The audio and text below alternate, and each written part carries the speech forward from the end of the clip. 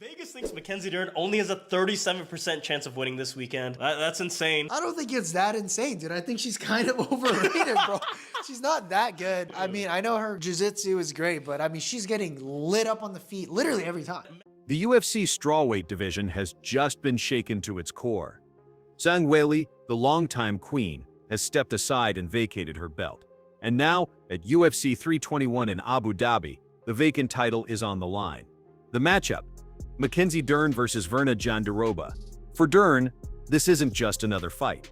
This is her first chance to compete for UFC gold, the ultimate goal in mixed martial arts. And the irony here? Her opponent is someone she's already beaten once before. But that was 5 years ago. Virna Jandiroba is a different fighter now. The stakes are higher, the storylines are deeper, and everything is on the line. October 25th. But what makes this title fight so fascinating isn't just the matchup. It's Mackenzie Dern's journey to this moment. I thought this was a good win for Zhang Nan. This was the cards were feeling like they were a little stacked against her, but she proved to make good on that. So she was in her first main event spot. She makes good on it, looked good. And as someone who was a moneyline bettor on Zhang Nan, my asshole has never been tighter. The way she found out about the fight, the twists and turns in her career, and even the symbolism of where this fight is taking place. So let's break it down. Most fighters find out about their biggest opportunities through a call from their manager, a meeting with the UFC, or even directly from Dana White. Mackenzie Dern, she found out she was fighting for the undisputed strawweight title the exact same way fans did, by scrolling through Instagram. Originally, she was told that the UFC was considering an interim belt. They'd hinted at it about 3 or 4 weeks prior. She was preparing for that mentally, thinking, okay, interim champion is still a big deal. It still gets me one step closer. But when Dana announced the matchup publicly, he didn't say interim. He said vacant title fight. That's when it clicked. The interim strap wasn't even on the table anymore. She was fighting for the real thing. Her reaction? Pure shock, mixed with gratitude. In her own words, everything's the same. The opponent, the rounds, the location. But when it's for the actual belt, it just makes it that much more special. The state of California is expecting you to fund him not having a job. Yes, because I have to provide the lifestyle. I have to maintain the lifestyle at my house, at his house. That's my obligation, I guess. Which is crazy to me, so crazy, you know, because I'm like, well, I want to stay more time with her too, you know? Right. They say technically if I want to and I don't want to work, I don't have to work. Here's what makes this fight especially compelling. Dern has already beaten Virna Jandiroba. Back in 2019, she handed Virna a loss. At the time, it was a big win for Mackenzie, but few people realized just how far Virna would climb afterward. Since that defeat, Jandiroba went on a tear. She started racking up dominant wins against the very fighters who had previously beaten Mackenzie, not just beating them, finishing them in the exact way Mackenzie had once hoped to. Submissions, dominant grappling, the kind of statement victories that make people sit up and pay attention. So when you line this fight up, there's history. Mackenzie knows she can win. She's done it before. But she also knows this isn't the same opponent. It's not the 2019 Virna. It's a new version, sharper, more confident, and ready for revenge. That alone makes the rematch fascinating. This entire fight only exists because Zhang Weili vacated her belt.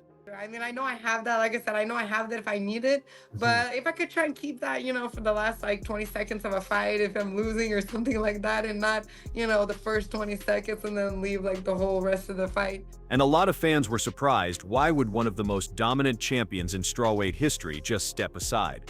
For Mackenzie, the answer was simple.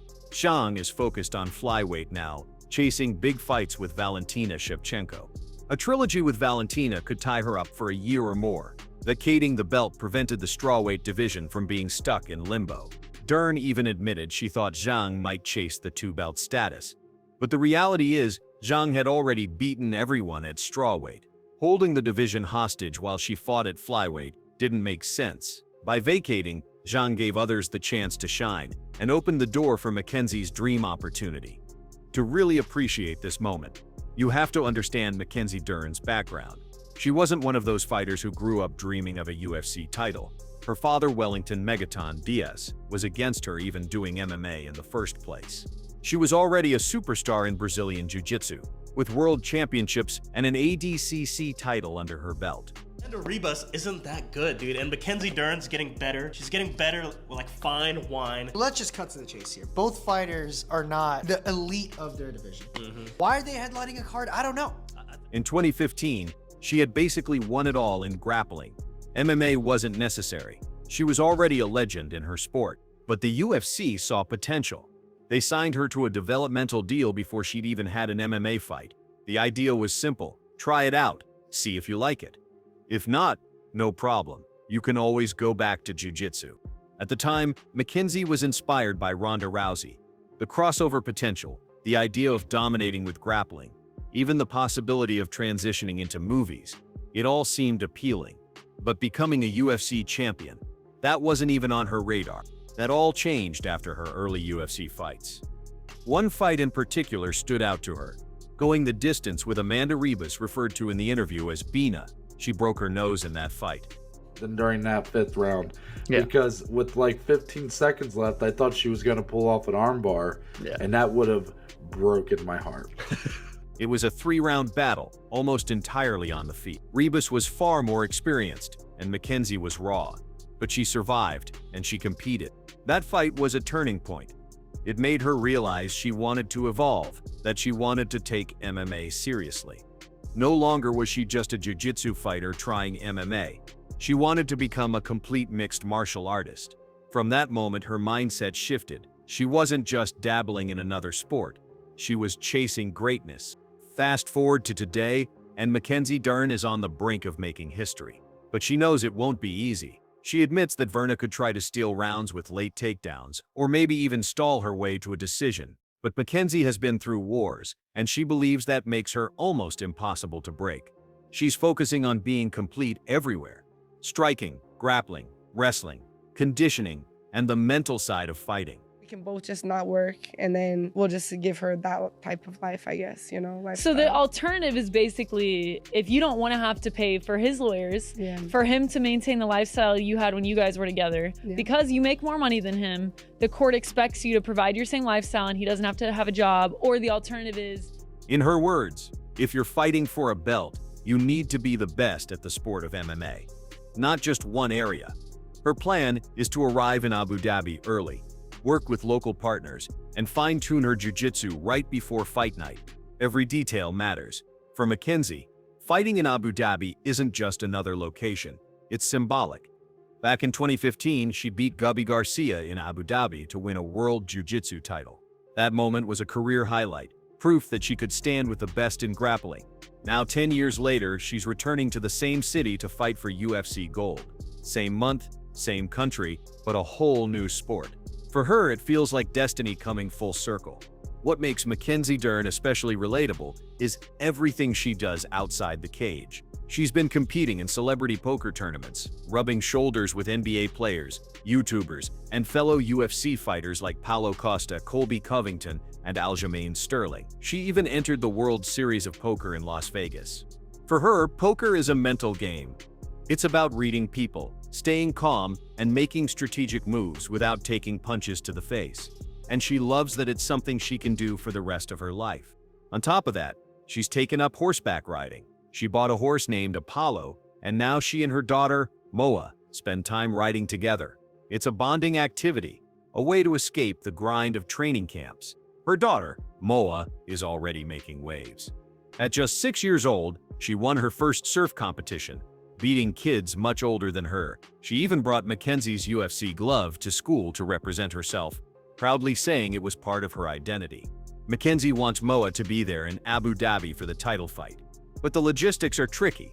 With school in session and her father not fully on board with the travel, it might not happen. Still, Mackenzie knows her daughter is her biggest motivation. And then there's her father, Megaton, a jiu-jitsu legend in his own right. He'll be in Abu Dhabi with her. In his cameo during the interview, he confidently said, UFC 321 will have a new strawweight champion. Her name is Mackenzie Dern.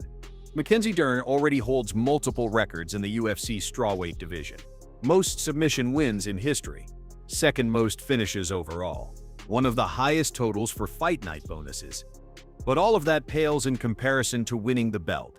A title win would validate her evolution from pure jiu-jitsu star to complete mixed martial artist.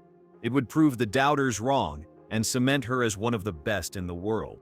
For Virna Jandiroba, the stakes are just as high. It's her chance to avenge a loss, to prove she's the better grappler, and to claim her first UFC title after years of grinding through tough matchups. This isn't just a fight, it's a career-defining moment for both women. So the question is, who takes it? Does Mackenzie Dern repeat history, defeat Jandiroba again, and finally capture UFC gold? Or has Virna leveled up enough to flip the script and shock the world? This fight isn't just about the belt. It's about legacies, growth, and destiny.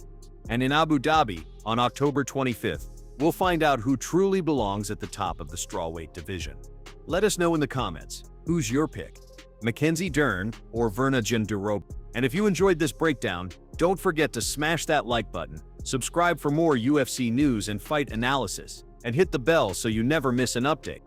Because at UFC 321, history isn't just being written, it's being fought for. Thanks for watching, see you in the next round.